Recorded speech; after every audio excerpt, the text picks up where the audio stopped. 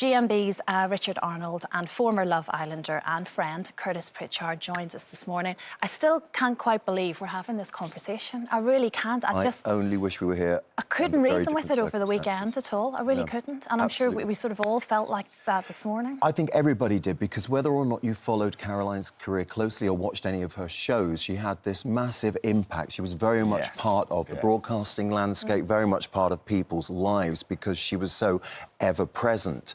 And for me yesterday, even just sort of cracking on cooking the roast dinner, there was this sort of, this pall, if you like, hanging over just your day-to-day. I'm sure many people felt this at home, sort of your just day-to-day activities and carrying on with that, because the news just came in such an utter shock on Saturday. Of course, it's well documented. She'd been under an awful lot of pressure with this impending CPS trial, which you've mentioned there. A lot of anger after the initial shock coming out on social media and in the papers today as well.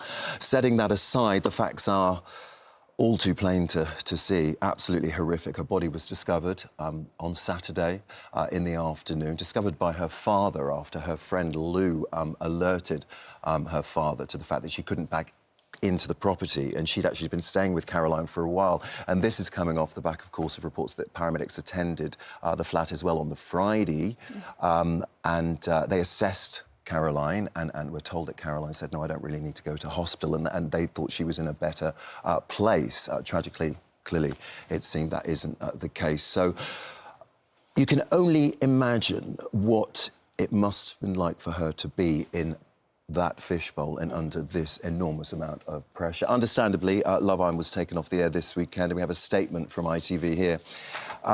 Many people at ITV knew Caroline well and held her in great affection. All of us are absolutely devastated at this tragic news. After careful consultation between Caroline's representatives and the Love Island production team, and given how close we still are to the news of Caroline's tragic death, we have decided not to broadcast tonight's Love Island out of respect for Caroline's family.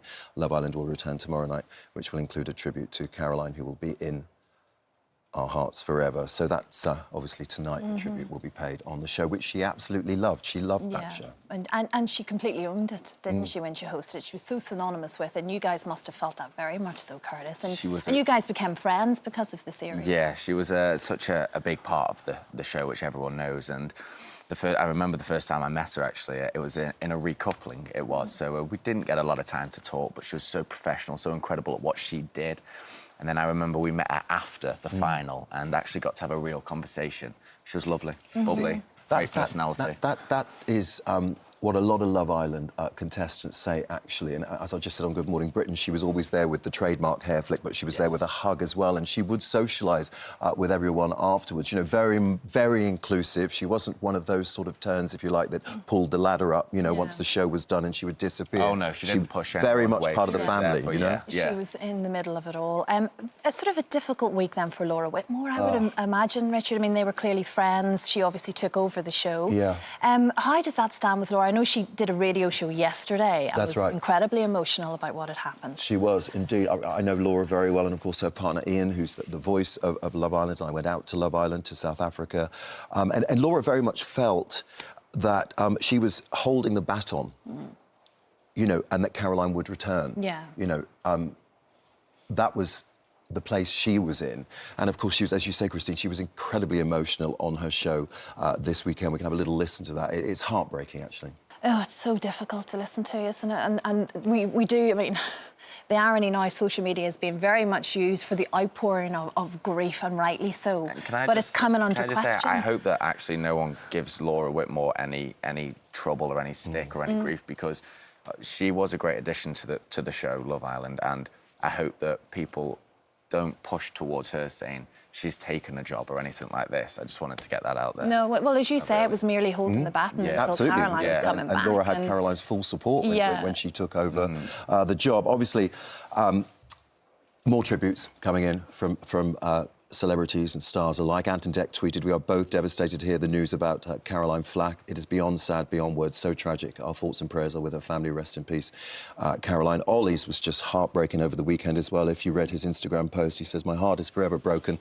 I've lost something today that I'll never, ever get back, and that's you." And, of course, they hosted the X Factor together. They were very, very good pals. Louise Redknapp posted this, "Caroline, when things were tough for me and you were going through equally such a tough time, you reached out to me. I was so proud to be your friend. You were our girl." well, which again, Curtis, echoes your sentiments, are very much part of the Love Allen family, very inclusive. And finally from Cheryl, this is just so utterly gut-wrenchingly tragic, I can't even find my words. Rest in peace, Clara, and Lewis Burton, of course, her partner, who Caroline, because of the impending CPS case, couldn't have any contact with, which in itself is heartbreaking.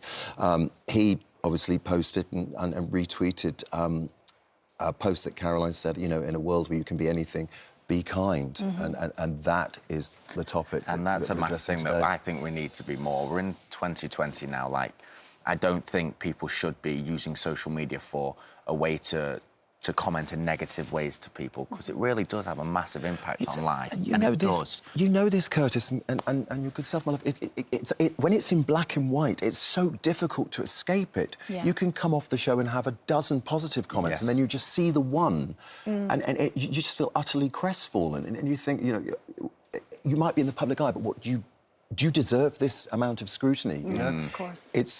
From people that you've never met, and it's very easy to pick a phone up or a computer and, you know, anonymously write something, isn't it? And I think, but then how do you change it? Then you think, well, actually, maybe we just all have to be accountable. If you're willing to put something in black and white, I have to have the right to be in touch with you then. Is that how it has to go, really? Thousands of people, you know, getting online with a petition today that, you know, the legacy would be ideal if we can take anything from this awful, tragic event, Caroline's Law, you know, where the sources that so many of these stories that are online and in the press are attributed to, that they are accountable, you know, that they come under the scrutiny and they are culpable. Yeah.